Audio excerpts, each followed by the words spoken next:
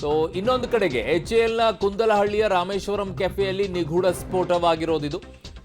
ಸ್ಫೋಟದಲ್ಲಿ ಈಗಾಗಲೇ ಹೇಳ್ತಾ ಇದ್ದೀವಿ ನಿಮಗೆ 4-5 ಮಂದಿಗೆ ಗಾಯವಾಗಿದೆ ಅಂತೇಳಿ. ಅದರಲ್ಲಿ 3 ತೀವ್ರ ಸ್ವರೂಪದ ಗಾಯಗಳಾಗಿದೆ.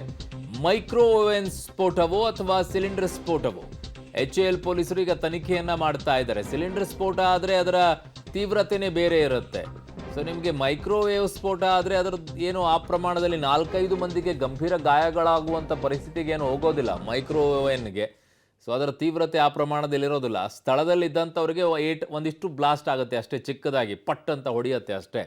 ನನ್ನ ಸಹೋದ್ಯೋಗಿ ಮುರಳೀಧರ್ ಈಗ ಕ್ರೈಮ್ ಬ್ಯೂರೋ ಹೆಡ್ ಆಗಿರುವಂಥ ಮುರಳೀಧರ್ ನನ್ನ ಸಂಪರ್ಕಕ್ಕೆ ಸಿಗ್ತಾ ಇದ್ದಾರೆ. ಮುರಳಿ, ಈಗ ಪೊಲೀಸರ ಪ್ರಾಥಮಿಕ ತನಿಖೆಯಲ್ಲಿ ಸಿಗ್ತಾ ಇರುವಂತಹ ಮಾಹಿತಿ ಏನು ಮುರಳಿ? ಅರುಣ್, ಏನಂದ್ರೆ ಇದ್ರ ಬಗ್ಗೆ ಇನ್ನೂ ಕೂಡ ಸ್ಪಷ್ಟತೆಗಳು ಸಿಗ್ತಾ ಇಲ್ಲ. ಮೊದಲು ಇದನ್ನು ನಿಗೂಢ ಅಂತ ಅನ್ಕೊಳ್ತಾ ಇದ್ರು. ಜೊತೆಗೆ ಅದಾದ ನಂತರ ಏನು ಸಿಲಿಂಡರ್ ಅನ್ನೋದ್ರ ಬಗ್ಗೆನೂ ಕೂಡ ಒಂದು ವಿಚಾರಕ್ಕೆ ಬರ್ತಾರೆ. ಈಗ ಮೈಕ್ರೋವೇವ್ ಅನ್ನೋದ್ರ ಬಗ್ಗೆನೂ ಕೂಡ ಒಂದಷ್ಟು ಅನುಮಾನಗಳು ಕಾಡ್ತಾ ಇರೋಂಥದ್ದು. ಯಾಕೆಂದ್ರೆ ಸಿಲಿಂಡರ್ ಗಳೆಲ್ಲ ಇಡೀ ಏನು ಕೆಫೆ ಏನಿತ್ತು, ಕೆಫೆಯ ಹೊರಭಾಗದಲ್ಲಿ ಇತ್ತು ಅನ್ನೋದ್ರ ಬಗ್ಗೆ ಈಗ ಮಾಹಿತಿಗಳು ಸಿಗ್ತಾ ಇರೋಂಥದ್ದು.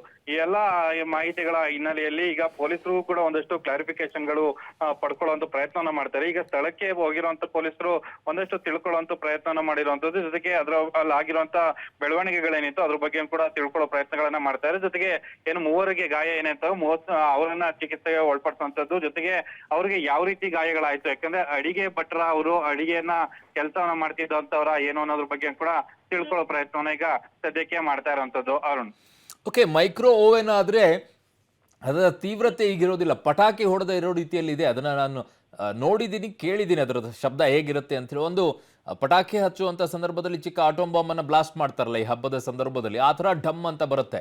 ಬಟ್ ಸಿಲಿಂಡರ್ ಸ್ಫೋಟ ಆದರೆ ಇಡೀ ಕೆಫೆನೇ ಮೇಲ್ಛಾವಣಿನೇ ಕಿತ್ಕೊಂಡು ಹೋಗುತ್ತೆ. ಇವು ಬೇರೆ ಏನಾದರೂ ಇನ್ನೊಂದು ಇರಬಹುದಾ ಮುರಳಿ? ಟ್ರಾನ್ಸ್ಫಾರ್ಮರ್ಸ್ಗಳನ್ನು ಈ ಹೋಟೆಲ್ಗಳಿಗೆ ಹೆಚ್ಚಿನ ವಿದ್ಯುತ್ ಪೂರೈಕೆ ಮಾಡೋದಕ್ಕೋಸ್ಕರ ಟ್ರಾನ್ಸ್ಫಾರ್ಮರ್ಗಳನ್ನು ಅಳವಡಿಕೆ ಮಾಡಿರ್ತಾರೆ, ಅಲ್ಲೇನಾದರೂ ಬ್ಲಾಸ್ಟ್ ಆಗಿದೆಯಾ? ಯಾಕಂದರೆ ಆಚೆ ಅಂತ ಹೇಳ್ತಾ ಇದ್ದೀರಿ ನೀವು, ಅದಕ್ಕೆ ಕೇಳ್ತಾ ಇದ್ದೀನಿ. ಅದು ಸ್ವಲ್ಪ ಅನುಮಾನಗಳು ಕಾಡ್ತಾ ಇದಾವೆ. ಆ ಅನುಮಾನಗಳ ಹಿನ್ನೆಲೆಯಲ್ಲಿ ಈಗ ಪೊಲೀಸರು ಸ್ಥಳಕ್ಕೆ ಭೇಟಿಯನ್ನ ಕೊಟ್ಟು ಈಗ ಪರಿಶೀಲನೆಯನ್ನ ಮಾಡ್ತಾ ಇರೋಂಥದ್ದು. ಇನ್ನೂ ಕೆಲವು ಹೊತ್ತು ಆಗುತ್ತೆ ಅರುಣ್, ಯಾಕಂದ್ರೆ ಒಂದಷ್ಟು ಕ್ಲಾರಿಫಿಕೇಶನ್ ಗಳ ಬರ್ಬೇಕಾಗತ್ತೆ. ಇದು ನಿಗೂಢ ಅನ್ನೋದ್ರ ಬಗ್ಗೆ ಕೂಡ ತಿಳ್ಕೊಳ್ಳೋ ಒಂದು ಪ್ರಯತ್ನಗಳನ್ನ ಮಾಡ್ತಾ ಇದ್ದಾರೆ. ಇನ್ನೊಂದ್ ಸ್ವಲ್ಪ ಹೊತ್ತಿಗೆ ಅದ್ರ ಬಗ್ಗೆ ಎಲ್ಲ ಒಂದು ಸ್ಪಷ್ಟತೆಗಳು ಸಿಗ್ತವೆ. ಯಾಕಂದ್ರೆ ಪೊಲೀಸರು ಕೂಡ ಸ್ಥಳಕ್ಕೆ ದೌಡಾಯಿಸಿದ್ದಾರೆ. ಅದ್ರ ಬಗ್ಗೆ ಯಾವುದೇ ರೀತಿಯ ಮಾಹಿತಿಗಳನ್ನ ಹೇಳ್ಕೊಳ್ತಾ ಇಲ್ಲ, ಏನಾಗಿದೆ ಏನು ಅನ್ನೋದ್ರ ಬಗ್ಗೆ. ಇನ್ನೊಂದ್ ಸ್ವಲ್ಪ ಹೊತ್ತಿಗೆ ಅದರ ಬಗ್ಗೆ ಅಧಿಕೃತವಾದ ಮಾಹಿತಿಗಳು ಕೂಡ ಬರುವಂತದ್ದು. ಅರುಣ್, ಓಕೆ ಮುರಳಿ, ಬೆಂಕಿ ಏನಾದರೂ ಹತ್ಕೊಂಡಿದೆಯಾ ಈ ಕೆಫೆಯಲ್ಲಿ? ಬೆಂಕಿ ಹತ್ಕೊಂಡ್ರೆ ಅದರದ್ದೊಂದಿಷ್ಟು ಅನುಮಾನಗಳು ಬರ್ಬೋದು. ಓಕೆ, ಮತ್ತೆ ಸಂಪರ್ಕಿಸುವಂಥ ಪ್ರಯತ್ನವನ್ನು ಮಾಡೋಣ. ಸೊ ಈಗ ಸದ್ಯಕ್ಕೆ ಕೆಫೆಯಲ್ಲಿ ಈ ಬ್ಲಾಸ್ಟ್ ಆಗಿದೆ ಅನ್ನುವಂಥದ್ದು ಮಾತ್ರ ಬರ್ತಾ ಇದೆ. ಯಾವುದರಿಂದ ಬ್ಲಾಸ್ಟ್ ಆಗಿದೆ ಅನ್ನೋದ್ರ ಬಗ್ಗೆ ಇನ್ನೂ ಗೊತ್ತಿಲ್ಲ.